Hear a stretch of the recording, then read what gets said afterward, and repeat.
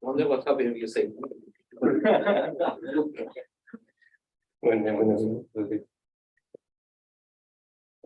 Okay, hello everyone.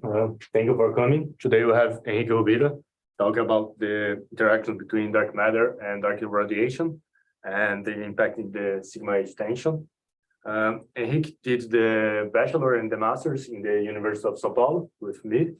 Then he moved to DESI in Hamburg, and now he's doing the postdoc at TUM Munich. He worked with large state structure, but he also worked with early universe stuff like bubble collisions and the effect of the signal of bubble collisions, the stochastic gravitational wave background and things like that. But today he will talk about just large state structure. So, yeah, thanks a lot for the invitation to be here. Is my voice clear behind you? Okay, great. Please interrupt me a lot. In general, I like drinking a lot of water in the middle, and it's a nice chance if people ask me because I can have a break. So yeah, this title is a bit long. So I'm going to talk about dark matter interaction with dark radiation plus large-scale structure. How can we use large-scale structure to learn about beyond lambda CDM models, and also trying to address the SA tension. So this work was done in collaboration with Matthias Garni and a PhD student at TUM, Azu Matsun. And an alternative title to this talk would be an EFT analysis of an effective theory. So it would be like a EFT of an EFT square, if you want. I'll explain why. It's a bit long, and I hope you understand in the end. So please interrupt me and ask me. So yeah, let's move to the main message of this talk. So here in this square here, you can see the model I'm going to talk about. And in general, the two new ingredients that we have that are beyond lambda CDM is this interacting dark matter here and this dark radiation here. So all other parts are basically what we have in the lambda CDM model. And I'm adding two new components, those guys here. And the idea is it's a very simple model. I'll try to explain why it's well motivated too. So there's a reason why to consider this model. It's not something that we came up out of our mind. And the main message is that the interaction between dark matter and dark radiation will basically suppress the matter spectrum, as you see here, leading to basically the value of SA that we generally observe on late universe probes. So basically in this model, we can reduce the tension in S8 from 2.5 sigma to 1 sigma-ish, as you'll see. So the main message to keep home, it's Friday. If you're tired, this is the slide you have to focus. And let's move to the talk. So the motivation, as I said, is having as a guideline, so the two main cosmological tensions that we have, which are H0 and S8. So here in this slide, you see a bunch of models, different models, and how they address H0. So H0, as you see, so this paper is called H0 Olympics. It's a paper in which they compare a bunch of set of models. And you can see that the model I'm going to talk about, which is this one here, cannot actually address H0. So the difference in H0 comes from late, basically shoes, which is here, and CMB plus large structure, which is here. And we cannot actually address, basically make those two values of H0 fit within this model. So there are other models which can make this work better, such as early dark energy. But the same paper take the same comparison for S8. So when you look S8 here, and you can see that there is this point here, just in the corner. So when we think about solving S8, this isolated point is the model I'm going to talk about. And one of the motivations to consider this model is actually trying to solve S8 if you believe there is a tension. But this, of course, is not the main focus here. So the idea is using large-scale structure to learn more about physics, and I'm going to explain that later. So S8, what's this so-called S8 tension? So what you see here is sigma 8 as a function of omega m for late universe probes such as KIDS, DES, and BOSS data. And when you compare to Planck values, you have we have basically three sigma tension between those two guys. And the idea is when you compare late universe probes such as lensing, redshift space distortion plus full shape, we have this bunch set of points here in the corner, and CMB is isolated in the other side, so giving you large values of S8. So when I'm referring to S8, S8 is this combination of omega m and sigma 8, which basically takes into account this degeneracy you see here in this plane. So I'm going to focus more on S8, basically because you can get rid of this degeneracy plane here. Of course, not all those points here are independent. So you see many of those points actually talk about same shear data or a combination of those guys. So you cannot simply count points on the left and points on the right and just compare. But keep in mind, there is this tension between late universe probes here and early universe probes. So the main focus here are going to be kids, lengths, and data, and what we call full shape. I'm going to explain what it is. Many people here, of course, know what it is, but I'm going to explain better what I mean by full shape. And those two will be the main focus here. I'm going to talk about what happens within this model when I consider those two data sets. So if you don't care about S8, I'll try to convince you you don't need to decouple. Like I'm not religious about S8, but we can actually test. Nowadays, it's actually time to use large-scale structure to test different models that are beyond lambda CDM and how we can learn with them. So the main focus will be, of course, the two-point function and the power spectrum, which is the Fourier transform of the two-point function. So now we have a bunch of data from SDSS and DAISY coming, and the idea is using this data to constrain those models. So up to today, if you ask people 5 years ago, how was the usual procedure to learn from large-scale structure, the main idea would be to extract the BAO wiggles. So those BAO wiggles that we see here in this peak, when you go to Fourier transform of this guy, and basically trying to fit this guy and see the position of this peak and the frequency of this peak, and seeing how much we can learn with that. But the current state of the art is that we can do more, and we can learn more in a self-consistent way, which we call the EFT of LSS. So basically, it means that what we're going to do is taking the full galaxy density field and expanding that in terms of some bias parameters and some operators. And doing what we call full shape means taking the full power spectrum shape and fitting a bunch set of bias parameters and Fourier coefficients in order to determine not only the BAO wiggles, but the full shape information.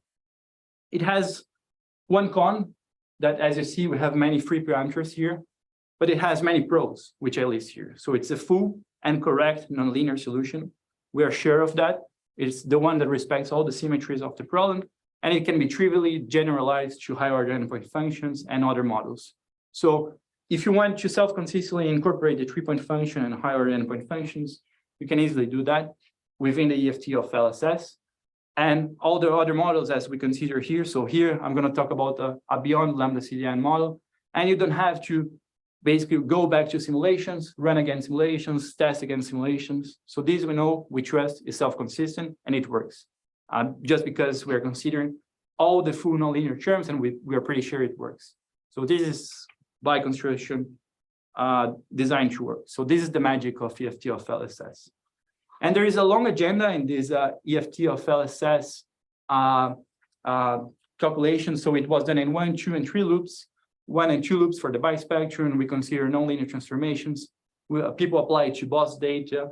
People consider bias expansion, and people have been done multi-tracer of that. So it comes with this set of terms, as I said, and those loop calculations. So it means each loop brings you deep down to the nonlinear scales, and consider high order terms will basically give you how we parameterize the mildly nonlinear regime. So the idea is pushing beyond 1 loop, 2 loops, 3 loops, and trying to see how much we can get into the nonlinear regime. So up to this level, we are only in the 1 loop level.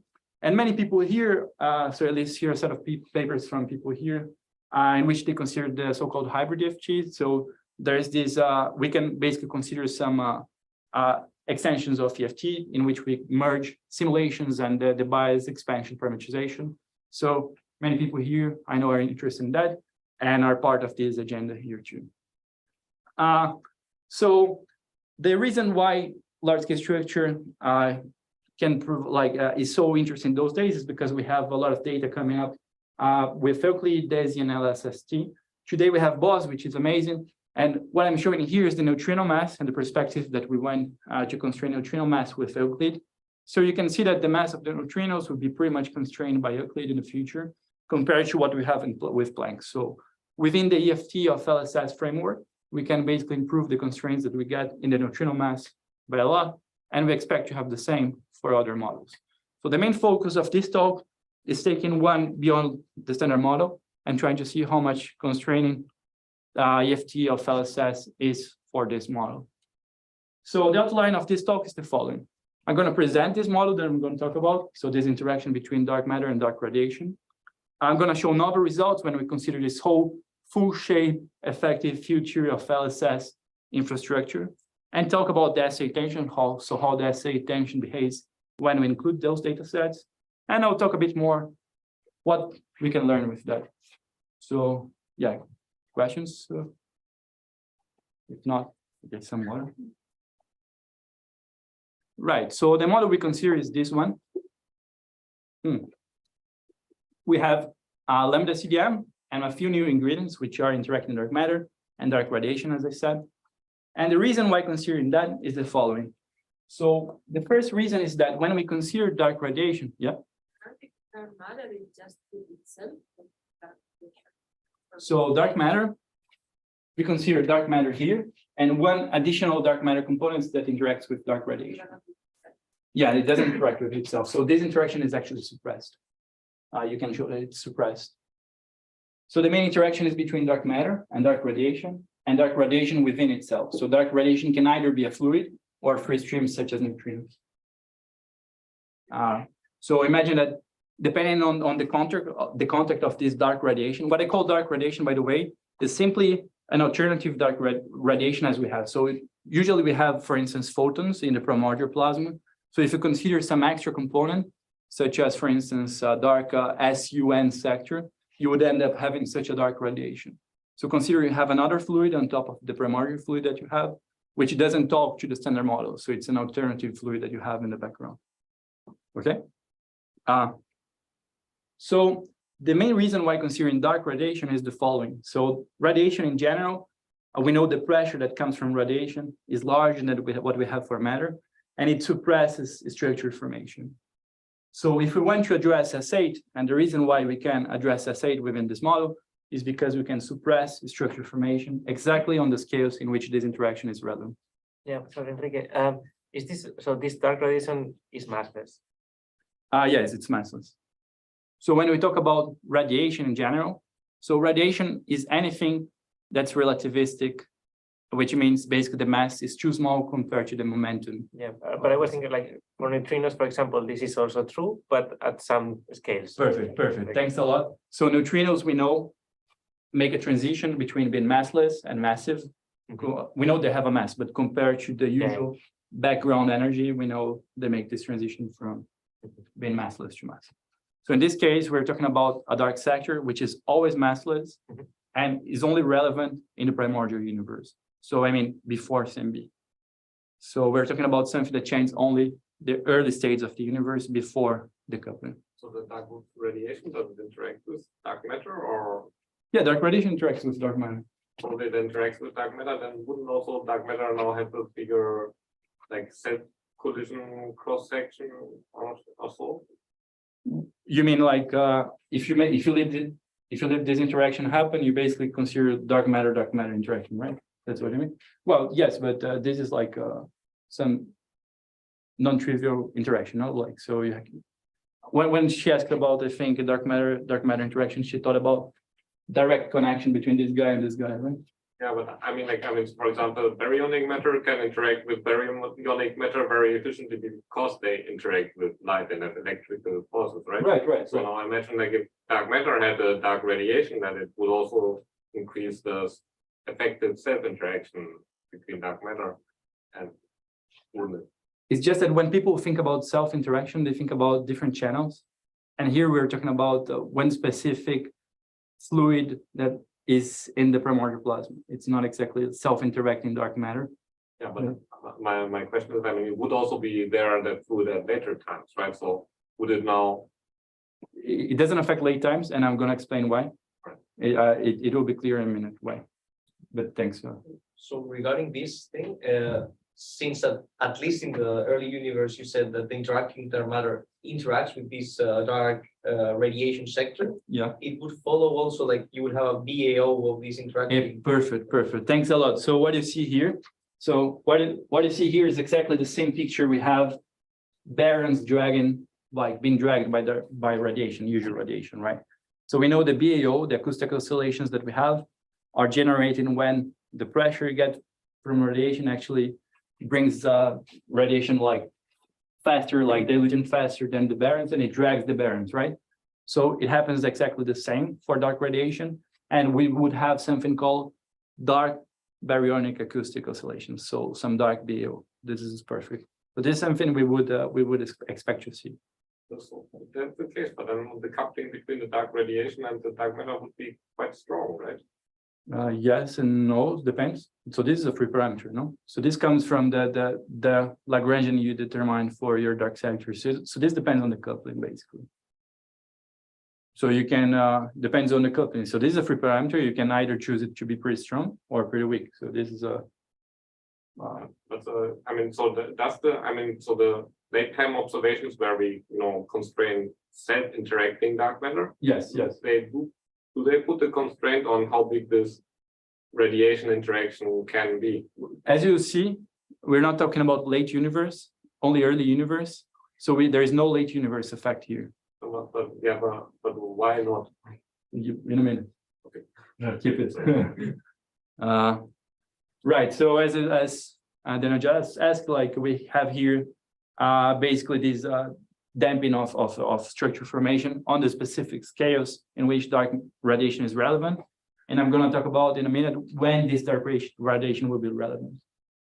So the second reason why to consider this model, I know cosmologists are a bit agnostic about which particle physics we should consider or not. Like we like a lot lambda CDF, but there are some models actually we can think about. And this is the usual standard model. And does it look beautiful to you? I mean, like SU3 times SU2 times U1, not the most beautiful thing, no? I mean, when we come up with plus L SUN, I think people should not complain. Like it's a natural thing to consider, no? And how this guy affects structure formation is something we have to study. So it's just one extra dark sector which does not communicate to the usual standard model. So those sectors don't talk to each other or talk pretty weakly. And in principle, it's something that can explain also dark matter, and we can come up with some explanation for dark matter within this SUN sector. So model builders in general have to pay a lot of attention to this kind of guy because it's pretty simple, no? It doesn't look too ugly, at least for me. So let's try to understand a bit more when this effect is relevant, when dark radiation starts to be relevant, and why it's relevant.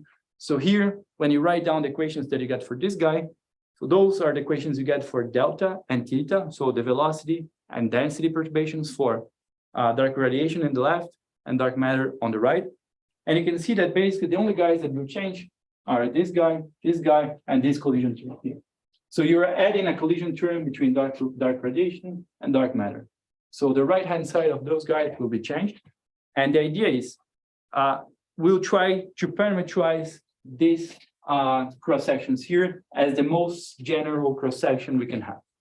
And that's what's called ETHOS, which is the effective theory of structure formation, which is a different effective theory.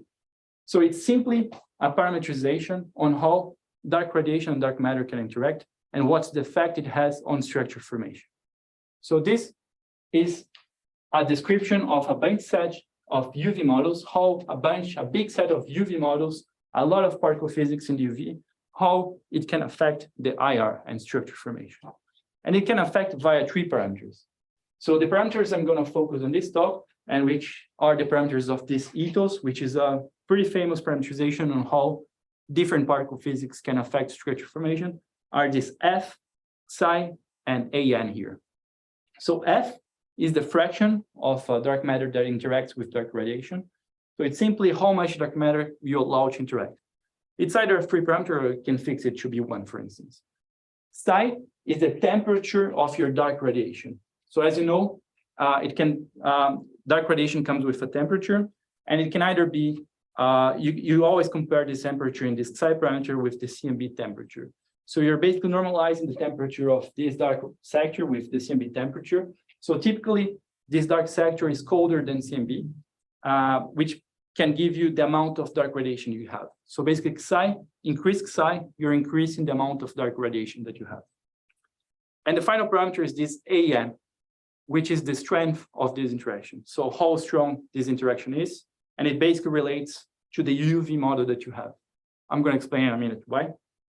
And with those 3 ingredients, plus a redshift dependence, you come up with a model, and a very general model on how dark matter can interact with a dark sector. So this Lagrangian that I drew like a few slides before is fully parameterized by these three parameters and a redshift dependence here. Wait, so I'm sure, but I'm not very familiar with the how cross section in between different components interact. But I find it kind of surprising that you have like a redshift dependence in this cross section. Like, why you would have some kind of Lagrangian, like some new field that with time it loses. Like it's like parameterizing, like the laws of physics change with the epoch of the universe. So Right. So this redshift dependence, you're finding weird why we do not fix this guy here. Or so imagine, take for instance, usually we do the same calculation for photons and baryons. So as you're talking about like the BAO, when we calculate the BAO, we have Boltzmann equation equals to a collision term on the right-hand side, no? And when we calculate this collision term, we know exactly how it depends on the external momentum of your particles.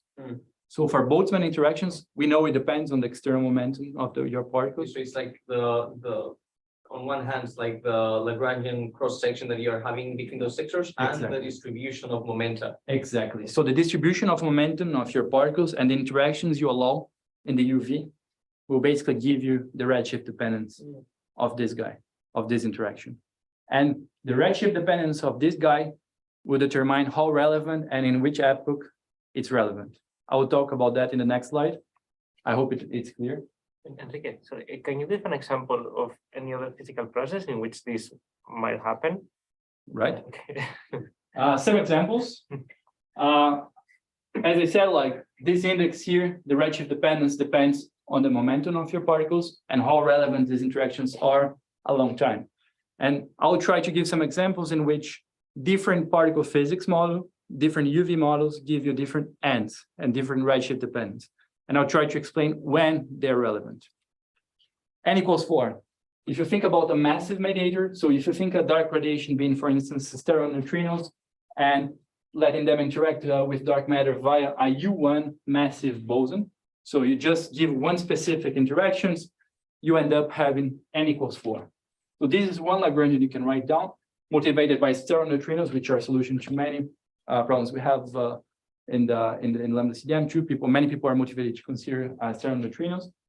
And we end up, if you plug in this Lagrangian you have here on the collision term and make the calculation, you end up having N equal 4. So one example of one Lagrangian that gives you one redshift dependent. A second example, when can I get N equals 2? Take, for instance, dark radiation to be coupled with dark matter via a U1. So for instance, like photons. If you take, for instance, like photons, something that's equal to photons, you end up having N equals 2. So quite usual description too. So quite normal so far. And the most interesting case for us, when we think about solving S8, is the N equals 0 case, which is the non-Abelian dark radiation. What it means? It means, for instance, that dark radiation is something like gluons. Not strongly coupled, but like gluons, when the interaction is super weak. So if you end up having an interaction between dark radiation and dark matter, which is like this, and let dark radiation behave such as gluons, you end up having N equals 0. So this, just plug in this Lagrangian here on the right-hand side of Boltzmann equation, and you find those indexes here.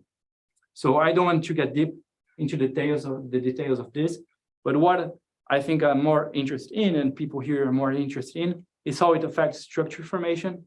And you can see that, on this plot here. So this is how the interaction is important compared to Hubble. And you can see here for N equals 0, N equals 2, and N equals 4. So N equals 2 and N equals 4 are the blue and green line here. And you can see that as a function of redshift, this interaction comes from super important at super high redshift to super irrelevant on this redshift. So it means that there is a strong suppression when one specific scale, so the modes that enter this horizon on this scale, become either strongly suppressed or non-suppressed at all. So there is a threshold scale in which this interaction is relevant. So you come from this strong suppression to non-suppression, no suppression at all. And the most interesting case for us is exactly the N equals 0 case, in which we see that when we compare to Hubble expansion, so Hubble dilutes all interactions that we have, so we have to compare all interactions to Hubble, and we see that exactly the N equals 0 case gives us the result in which you have a flat region in which this interaction is relevant for a very, very long redshift. So you can see a pretty long redshift range here in which this interaction becomes relevant, which means you can have modes that are suppressed along a different range of scales. So you don't have this sharp cutoff, but you can have a mild intermediate cutoff, which is usually what we expect, for instance, in the case of neutrinos, and for instance, when we try to address S8. So this. You have made the same thought for baryons interacting with radiation. Like, how would that look? So baryons interacting with, you're thinking about which type of radiation? That was normal, like normal radiation thing. Like Compton slightly, yes, yeah. So Compton here, I think relates in this case. No? Yeah. And sorry, Enrique, I think I missed something because if I think of n equals 0, I look at the equation you have there and I say, okay, no redshift dependence. But then I look there and there is redshift dependence. So I think There's a redshift dependence here, no? yeah, but I mean like So here is redshift independent. yeah, exactly. But up there is like gamma proportional to 1 plus c to the n. And if n is equal to 0, then that thing No is redshift dependence at all. exactly. And but I see that I think I'm missing something. So it's not relevant during radiation emanation. So how? Okay. So Okay. this is divided by Hubble. So it is true that with n equals 0, there is no redshift dependence. Yeah. Okay. Thank you. So when Hubble changed, of course, this whole story changed. So this guy you're seeing here. Yeah. Sorry. I was missing. Perfect. And what happens if you have some bosons with mass and some bosons without mass? Because if you have the dark matter with mass, you have to have some bosons with mass, right? So if you're thinking about the dark radiation that can either have mass or not have mass. No, I think in the case you have like SUN, but you have some spontaneous symmetry breaking that give mass to the dark matter and also give mass to some of the bosons. Right. So in that case, the thing is that the massless boson and the massive boson will scale different in the universe expansion, right? So one behaves as one behaves as radiation, the other behaves as matter. So one get diluted way faster than the other. So this expansion is different. Okay. So when you take matter and scale, it scales different than radiation. So these guys get diluted faster in general. Right? Okay, so if you have a combination of n equal to 0 and n equal to 2. So I think in terms of mono-Abelian, things get of course more complex if you let different interactions to happen. But the usual thing is that also if you have some massive states, they tend to decay faster than massless states. So what you see is that massive states decay through massless states. N equal to 0 is like a tractor. N equals 0 here, you mean? Yeah. Oh, I mean, I think it depends on the Lagrangian you give. This is very model dependent. So this is not an attractor point. So this is just something that you calculate, give me a Lagrangian, and for different interactions you have different values of phi. It's more like an input you give. It's not something that's dynamically driven.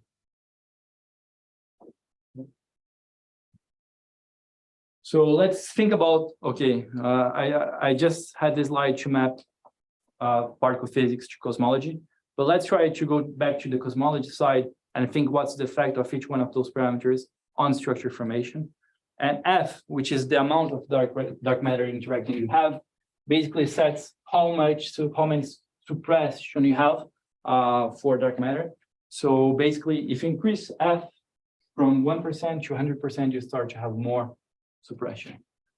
The case of the amplitude is pretty similar. So if you increase the amplitude of this scattering, so if you just let this amplitude to be large, what happens is you're basically increasing the suppression as well. As I said, radiation suppresses structure formation. So you see that here. And psi, which is the temperature of this dark radiation, if you increase this temperature, what you're doing is basically changing equality, so radiation matter equality, which means you're basically postponing and changing the quality and changing the suppression scale you see. So psi basically coordinates in which scale you're going to have the suppression of the matter spectrum. Simply, so this is the intuition behind each one of those parameters, just to keep in mind what we see. Right, so we did an MCMC, so we combined that with class. We did an MCMC varying, like changing the cosmological parameters and the interacting dark matter parameters. We consider two scenarios here. So plus BAO plus RSD with Planck, and plus BAO plus full shape, which is this DFT of LSS infrastructure.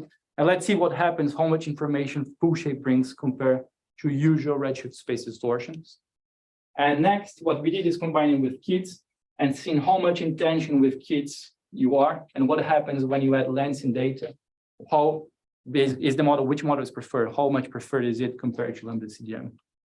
What we see here is the value of S8 for lambda CDM. So this is lambda CDM for these three combinations of data set. And what we see is that when we add kids, for instance, full shape doesn't change much, the shape of the posterior, so you cannot get inside the low value of sigma 8 that we expect from Lansing. But when we add kids, it doesn't change much. So things are pretty much the same.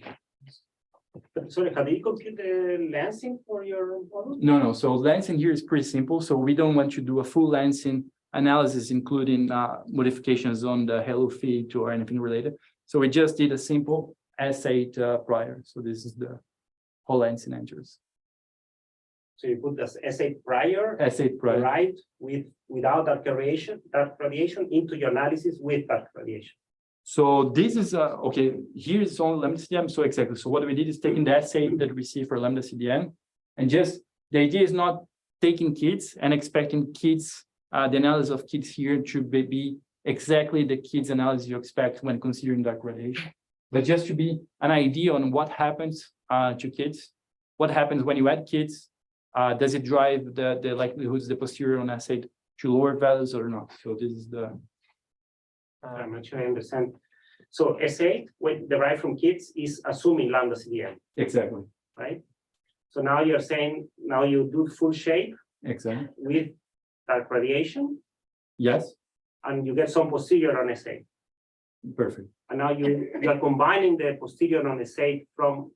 No. So what we do is basically adding kids likelihood as an S8 prior, and as an S8, like basically you just a Gaussian on S8 around. Which is the same as multiplying the likelihoods.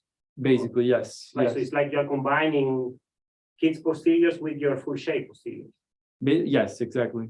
Right, but the S8 posteriors derived from kids are assuming lambda CDM, Exactly.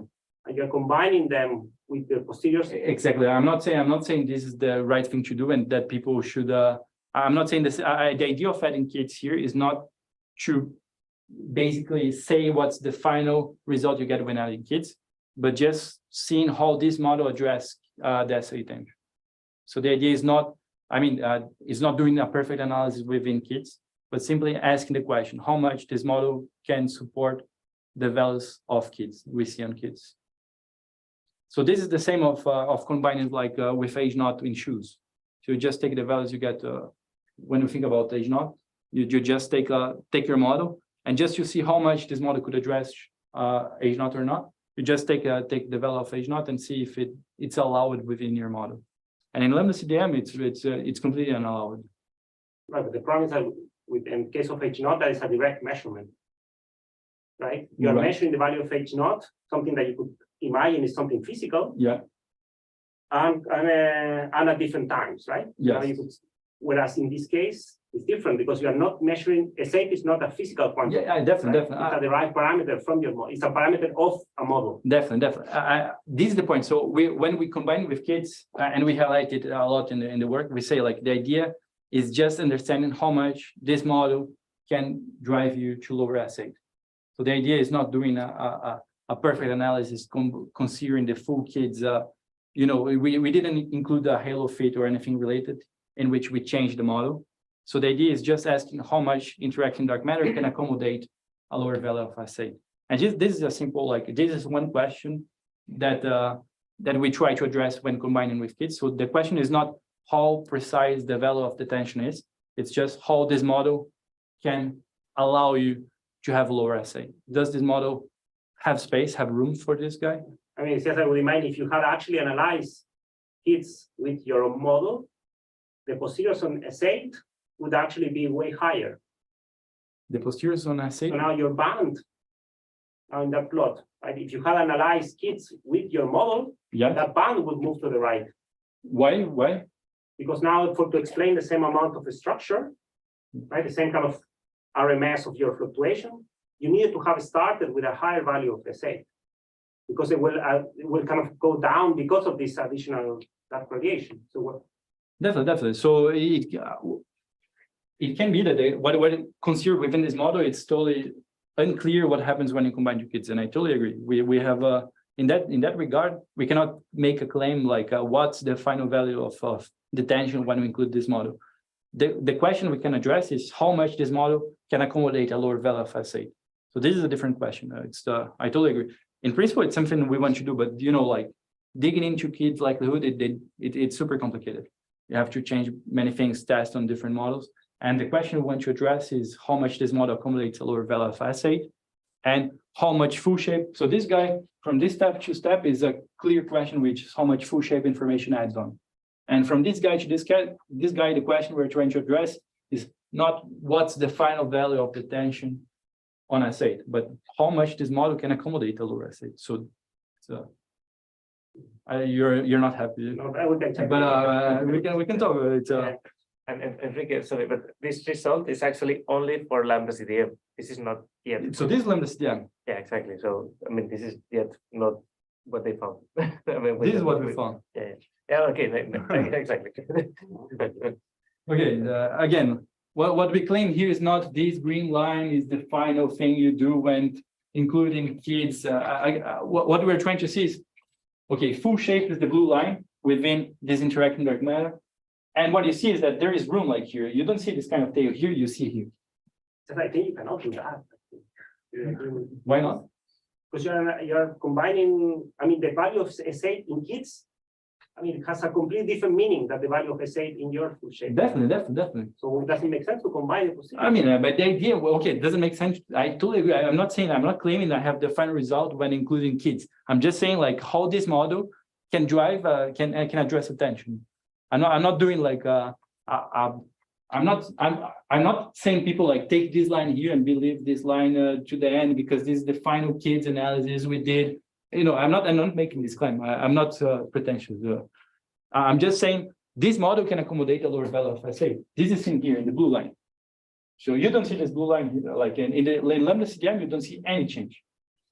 Lambda CDM add full shape and nothing changes. Nothing changed. Lambda CDM is totally agnostic about full shape.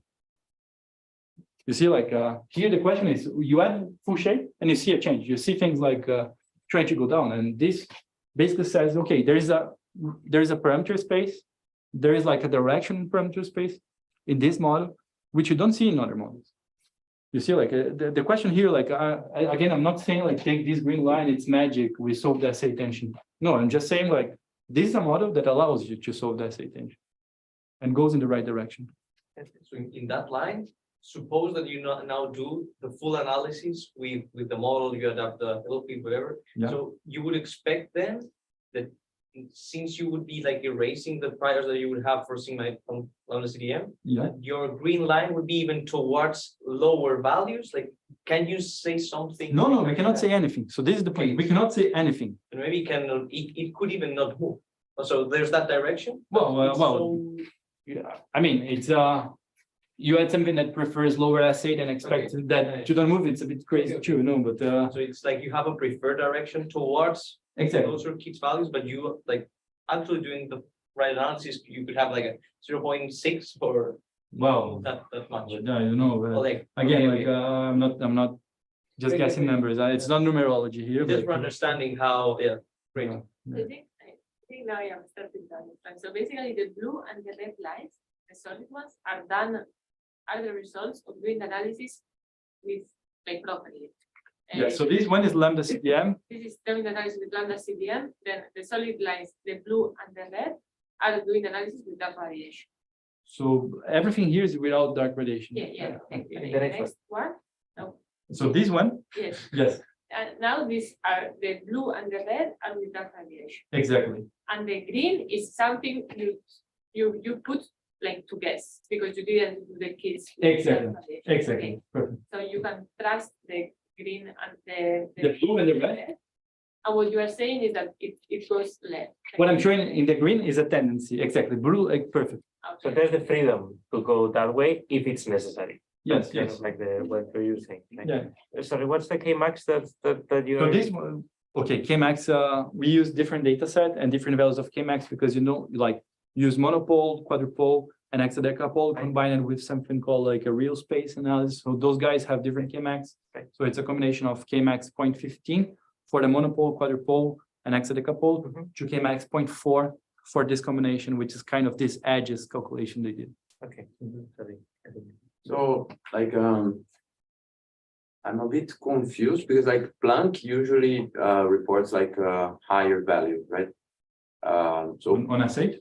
yeah. Mhm. So like solving the S8 tension to me, I would generally interpret as you do only the full shape analysis with this new model that differs from lambda CDM, and you find a higher value of S8 that's actually more consistent with Planck results. Like I'm not entirely sure. Like you're not changing the Planck likelihood here, right? I mean, you're just taking the chains that were run with Planck, you're adding them to your own full shape analysis, Right, right? right. I think I understand your confusion. Let me try to explain. And okay, so the thing is, there's no such a thing as like lambda Planck prefers 0.81.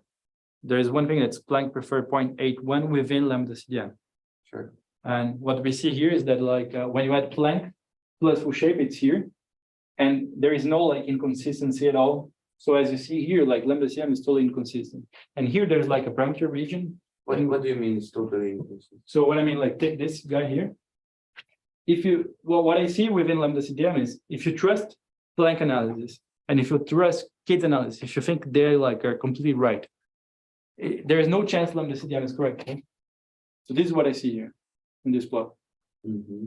So at least I mean, if it's a 3 sigma, there is 95% chance that they don't agree, right? There is a 5% room you're messing up. So it means like there's no chance they can talk to each other. Someone, either you don't believe lambda CDM or you believe someone is messing up. My point is that I don't understand this because essentially the S8 tension has been reported for full shape analysis as well. Yeah. So essentially they find also lower values of S8 that are inconsistent with Planck.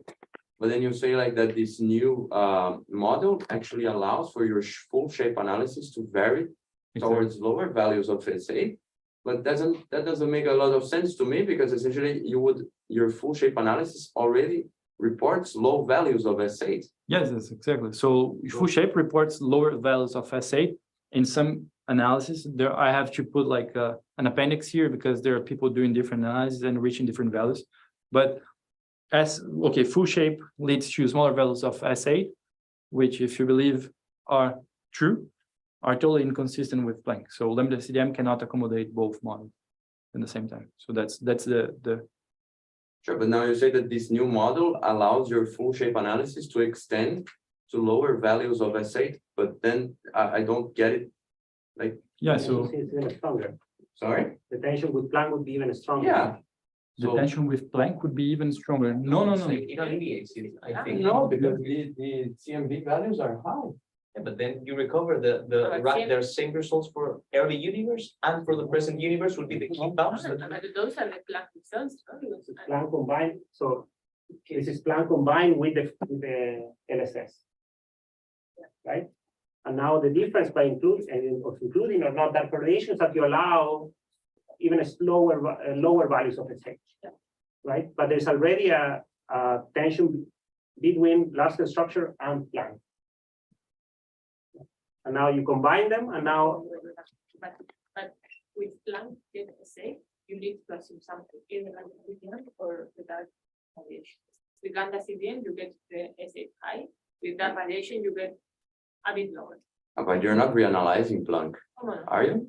yeah, we took Planck likelihood and like just changed the model. Like, so this is reanalyzing Planck within a different model. So this is the Planck data, Planck correlations, Planck TE plus Planck Lansing, and reanalyze completely Planck. so maybe that would be an interesting question.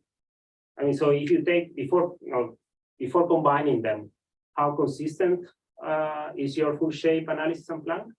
So if you take full shape alone and Planck alone, Yes, how consistent they are yeah, within which model?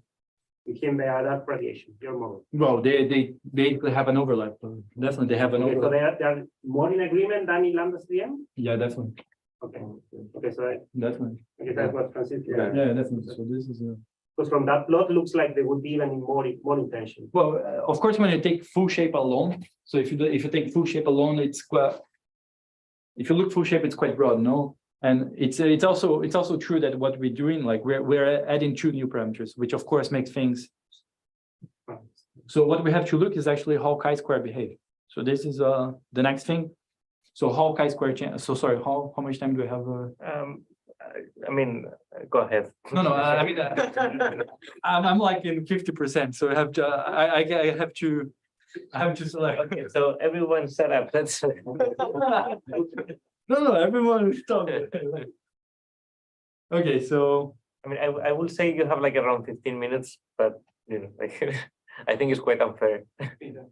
okay, so let's so those are the results we have for n equals 0, and those are the results we have for n equals 2 and n equals 4. So when you see n equals 0, which is this case, you have this flat region in which the interaction is relevant. You actually see there's a lot of room here for a small assay.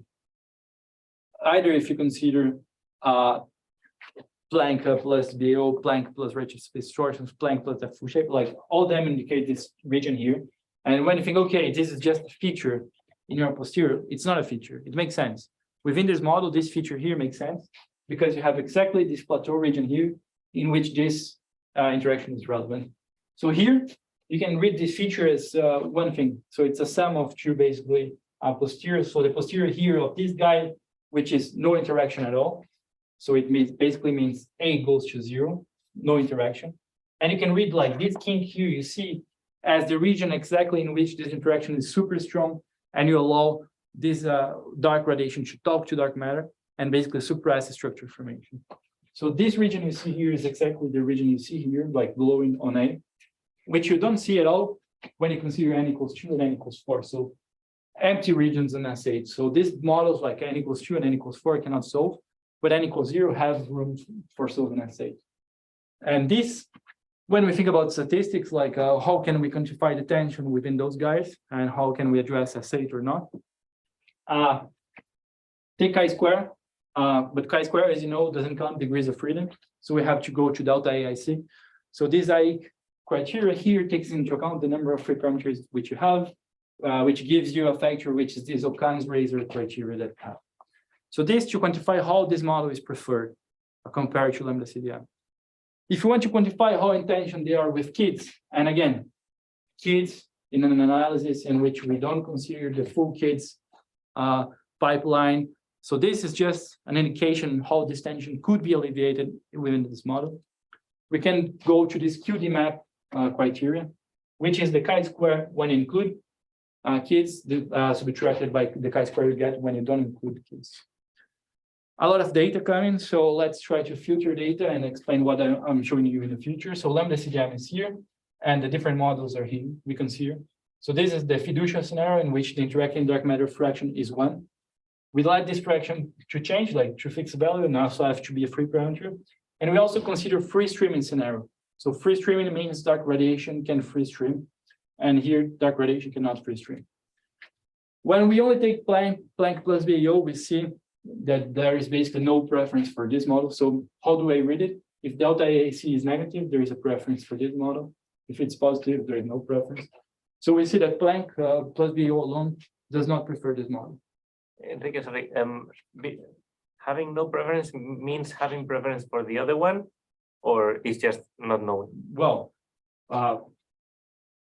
of course, we're comparing to lambda CDM. So yeah, so but I wanted this to be clear. Yeah. Like, does this mean preference for lambda CDM, or exactly. does this so mean, it means okay, when delta AC is positive, you're preferring lambda CDM over this model. okay, thank you. So this is doing Planck plus BAO1. So if you add full shape information, so full shape, as I said, has a preference for small values of S8. So what we expect is adding full shape will lead your preference towards this model. And that's what we see for some of those guys, exactly the guys we expect. So we see a bunch of those models, delta AIC getting smaller. Some of them already get negative here. We have some non-preference, but full shape is driving the preference towards this model in the level we are now. And DESI, of course, will improve this these results by a lot. So we have a lot of things to analyze with DESI coming. And this is an idea of how full shape can actually be used to probe different models beyond lambda CDM. And even if you don't believe kids, and we also did this analysis, as I said, again, what we did is basically a simplified assumption on kids. We see pretty strong preference for this guy, on a bunch set of parameters, exactly the guys we expect. So when the interaction is order 0.1 or 1, we see a lot of preference for this guy. When you don't have so much interaction in dark matter, there is almost no preference here. But those guys are basically getting negative and negative as you prefer smaller and smaller values of S8 as we have on kids. And when we quantify this tension in terms of the chi-square that you get when including kids and when not including kids, the tension on lambda CDM, as I said, is order 3 sigma. And this tension goes down to 1.5, 1.3, and sometimes even smaller values of sigma. So, of course, I'm not saying this is the final tension that you have when you do a proper kids analysis, but this is something that drives us. I'm not a Lansing expert, so I'm trying to convince Lansing people to do that. It's a motivation for me, please. So when you think about which data is driving chi-square, I can talk about that later. And as I said, like H0 is not alleviated within this model. So it's not a model that solves that H0 properly. So only S8 is alleviated, so H0 is not alleviated. But okay, so the task is now the job that people are thinking is basically how can we address both tensions at the same time? And many people are coming up with solutions, at least some of those here. And some of those link, for instance, solutions for H0 that use early dark energy. And some people are basically merging those two solutions of interacting dark matter and early dark energy, for instance. And this can be a solution for both problems at the same time. Right, so this is the final part of the talk, which is how much we can learn from particle physics with cosmology. So we're two communities that don't talk too much to each other. And we can basically say like, okay, but cosmology, as we know, brings a lot of information, which we should be able to map all the informations we get and translate that in terms of particle physics constraints. And what I'm showing you here is like fix a model. So now we are fixing a model and not doing some effective theory of structure formation. So what we are doing is fix a model, give me a Lagrangian, and calculate the scattering that you get. And constrain this scattering and say how much full shape information can constrain this guy. And if you believe on S8, how much the information on S8 can constrain this interaction that you see in this dark sector. So what we did is carrying on like a long calculation on the scattering amplitude. Like, so there is like a long section of the paper in which we do this calculation. We did some thermal field theory corrections to this propagator, considering some extra guys. And the main message is we did a map between the particle physics model and the cosmological model. So this is how your cross-section is when you consider not only the leading order guy, but also some non-leading order contributions. So those are the next two leading order guys that you expect. And what I'm showing you here is how we can make this map between cosmology. So this is the guy that I was showing before, the guy that I was constraining, and then what we see in particle physics. So those guys are the guys that enter in your Lagrangian, and this is the guy that enters in particle physics in cosmology. So cosmology related to particle physics. There's a long constant in front, model dependent constants. But this is the map we do between those two communities. And what we get is some constraints on particle physics that we can, how can we basically bring cosmology to constrain particle physics.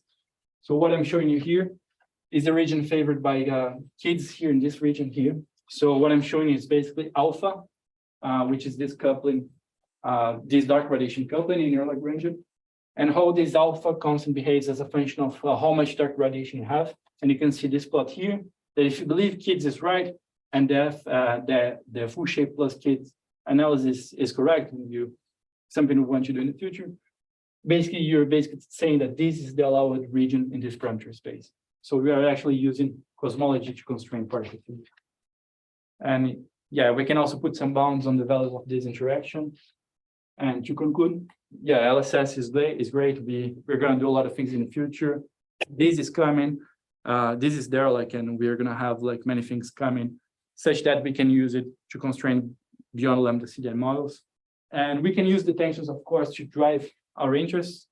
And I think we should use them as some guidelines.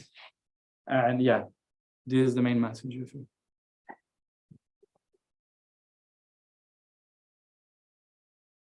So thank you. Actually, you were very fast in your last 50% of the talk. I think we have like time for a couple of questions. No, not you.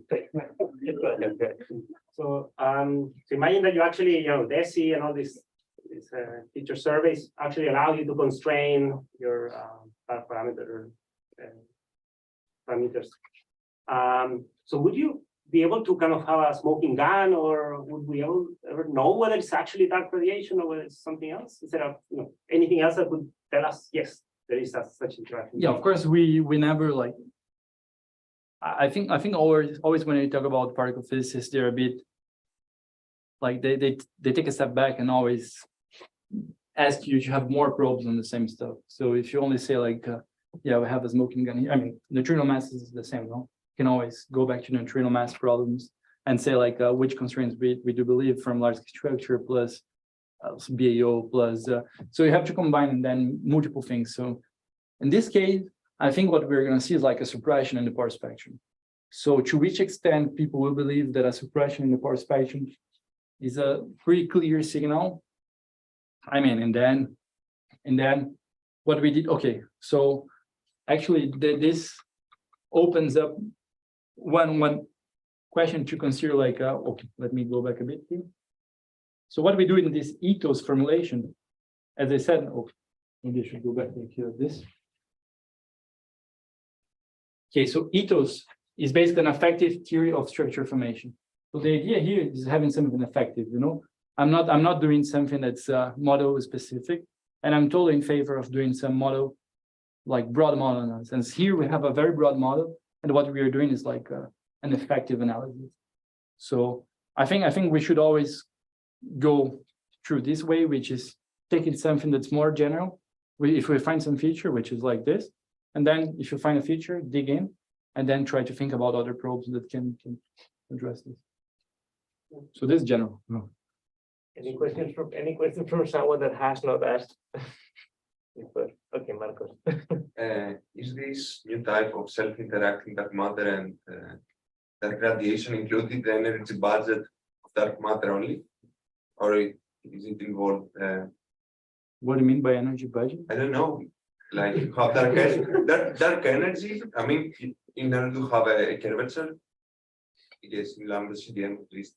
So you're thinking about omega k? Yeah. Yeah, so in this analysis, we kept omega k fixed. I don't understand how it relates to other cosmological parameters. Right. So if you keep omega k fixed, of course, you have to balance that. So yeah, I think I understood what you meant. So if you think about keeping the whole energy budget, of course, like there is when you add dark matter in that case, so by adding this extra dark matter, you're of course reducing this guy. If you want to keep, for instance, if keeping equality in the same point, you of course have to compensate by that. But the magic, okay, you can just put everything in the MCMC and ask what's the favorite. Yes, but this does not constrict like the parameter space. There's no such combination that will be forbidding. You can go back to the MCMC and look which regions are forbidden. This is okay. This is a lot. But this is, yeah, I understand what you mean now.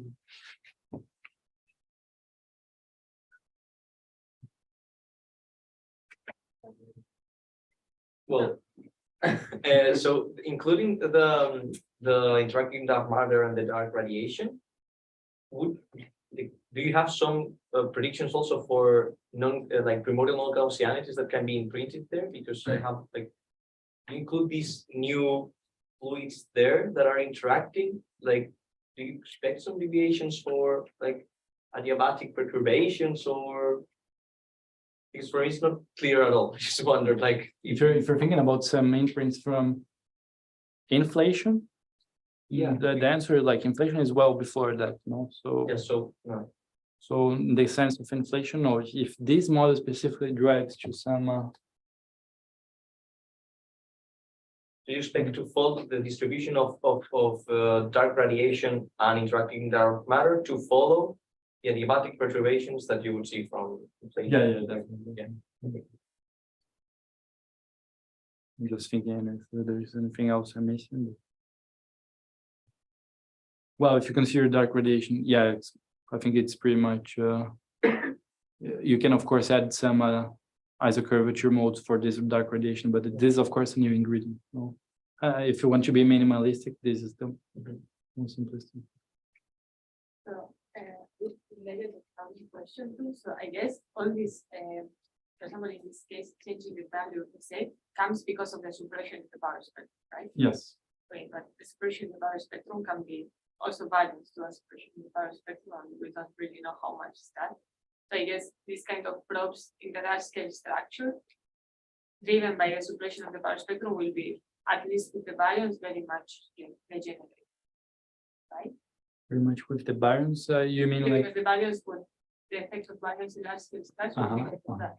Right? A lot of it. could be. So yeah, definitely. So So I guess there should, for the smoking gun that you were saying, I guess there should be something like these weevils, like dark BO. definitely, like, but dark BAO can happen, but dark BAO is one feature that you see in a very specific parameter region in which this coupling is strong. So this coupling has to be strong, and this of course limits your model, but okay, suppression in the power spectrum, we were talking about this nonlinear structure formation before. And yeah, so eventually like there could be other things that can generate this suppression, but this has a, okay, so one thing that this has in difference compared to baryons only is that you're talking about nonlinear suppression, like a nonlinear universe driving the suppression on the matter spectrum, right? So this has when you think about redshift evolution, you're saying like, for instance, baryons would leave an imprint, which is a redshift dependent suppression or something specific like this. We're talking an imprint on the linear spectrum. So the only change that comes here is in the linear part. So we're Okay, so you could really be exactly. So this, for instance, compared to baryons, we could track if we're able to trace down complete redshift evolution. The redshift dependence of baryons, and this one would be actually opposite, right? One would be very important at early stages and not so much at the end, the other way around. Right? Anyways, I think we should cut it off. Thank you very much for your talk. It was very nice. So,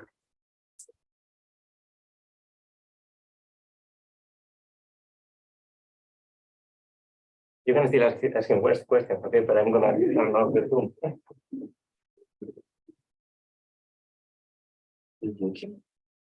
That's a question.